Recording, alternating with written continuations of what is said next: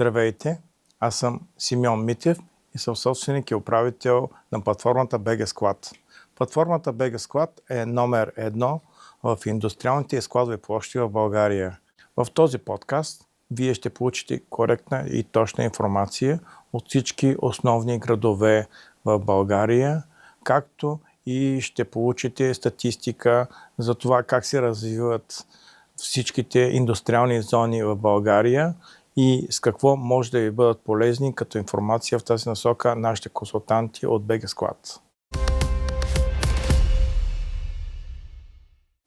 Здравейте и добре дошли в първия епизод на BG Sklad подкаст.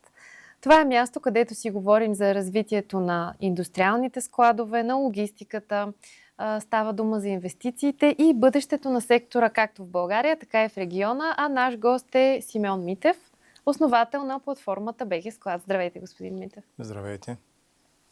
Нека започнем разговора от времето, в което решихте да направите този подкаст. Защо при толкова години опит, вие имате 30 годишен опит в недвижимите имоти, платформата BG Sklad е вече на 11 години, имате няколко международни конференции зад гърба си. Защо чак сега решихте да започнете свой подкаст?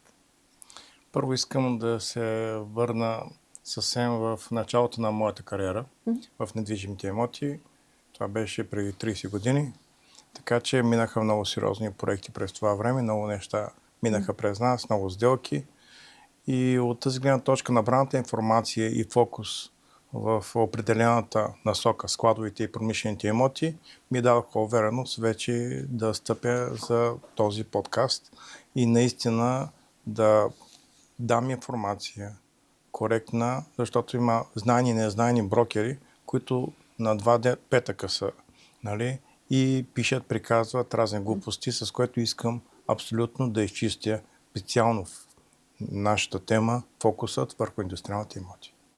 Всъщност, вие сте получили немалко отличия за своята работа. Едно от тях е наградата ви от Лас Вегас във връзка с недвижимите имоти. Разкажете ни повече за нея.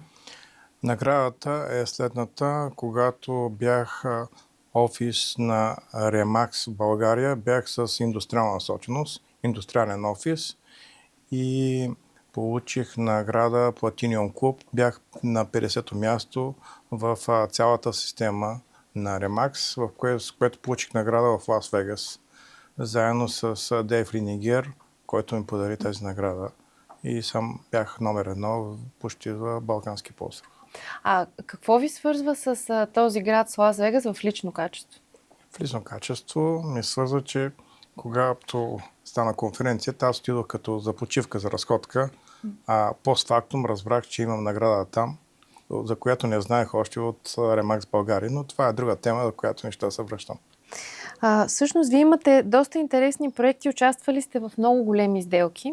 Например, във връзка с земята за Бизнес парк София, с земята свързана с New Century Holding, Златен лев. Дайте ни повече подробности за тези сделки.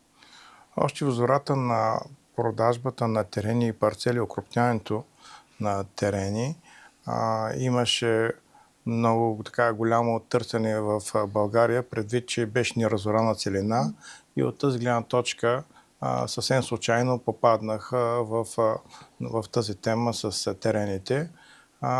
Първата по-голяма сделка за България, че участвахме заедно с 3 екипа фирми, участвахме в комплектоването на земята за Линднер, което в момента е Бизнес парк София. Там се намира Бизнес парк София, около 200 декара. Земя тогава беше първото. И второто в по-големия проект 500 декара срещу Люлин, пак в София, на New Century Holding, през представител им Златен лев. Всъщност, защо избрахте да се развивате като професионалист именно в тази сфера, в недвижимите имоти, складовата дейност, индустриалните имоти? С какво този сектор провокира вашия интерес? Преди 30 години, когато започнах моята кариера, аз имах, още в началото тръгнах много силно с 4 офиса, 200 човека, 2 телевизионни предавания за реклама на недвижимите имоти и правихме всичко, работихме всичко. Но в един момент така прецизирах, седнах, помислих и казах, не е добре да просто да се работи всичко. искам с нещо да се отличавам от другите компании и от още в началото почнах да специализирам в складовете, в терените, в индустриалните имоти, което смятам, че е различното, новото, новаторското с този фокус в сравнение с другите консултанти от компаниите. Вие сте на лидерска позиция. Според вас, кои са основните качества, които трябва да притежава успешния лидер, за да ръководи екипа си? Това е много труден въпрос. Значи, така се опитам да бъда съвсем кратък. Той трябва да бъде страшно коректен към своите партньори. Да има добрата информация, да има опит, да не са на 2 петъка или 2 месеца, или на година, да има опит в тази насока с страшно много информация, да има много контакти, да бъде надежден, за да може да води хората си напред. И тук идва въпроса за баланса, който всеки лидер трябва да постига между своите цели, амбиции, които иска да постигне в професионален план и пък възможностите на екипа, които понякога са по-ограничени. Вие как намирате баланса в своята дейност между тези два фактора?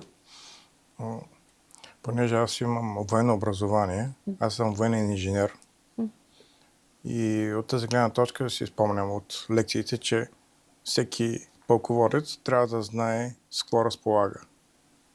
Знаейки с какво разполагаш, на базата на това нещо, просто ти прецизираш кой, къде, по какъв начин да прати, за да може той най-добре да се реализира, да му помогнеш или да го оставиш той да се развива. За мен е много важно моите хора да се развиват и аз да бъда на заден план да ги бутам, за да може колкото по-развити хора имаш, професионалисти, консултанти, това е по-добре за бизнеса и за всички. Има ли, сега се сещам за една тема, която много често дискутираме в медиите, достатъчно желаещи качествени кадри във вашия сектор? Например, в сектор земеделие стопаните много се оплакват. Дали при вас ситуацията е друга? При нас е още по-тежка, защото за да може да се занимаваш с индустриални и складови площи, ти трябва да имаш много сериозно или техническо образование, или да имаш голям опит в строежа, планирането, консултирането на складови индустриални имоти. Така че специално в тази насока, когато започнахме да правим БГ склад, аз тръгнах и навсякъде в нашите офиси направих обучение специални инженерни във връзка с запознанието с тази информация. И тези около 500 човека, които са наши партньори в цяла България, във всичките основни градове, по този начин те са обучени и знаят какво, в какъв начин, каква информация и какво им трябва да използват. Конкуренцията във вашия сектор винаги е била силна, но по-ожесточена ли е тя сега, отколкото когато започвахте своя професионален път? Нормално е конкуренцията да бъде сега много по-силна, защото с времето всички хора се обучават, вървят напред, те правят сделки. Основната конкуренция са чуждестранните компании, които са 3-4, които са в България, които занимават се с индустриални имоти, които така за мен са така много добра конкуренция, силни, с което така се догонваме и смятаме, че е за мен най-добрият стимул да се гоним и да можем един през друг да правим по-хубави и по-големи сделки, с което да показваме на пазара просто, че имаме възможности дори като български играчи да се реализираме.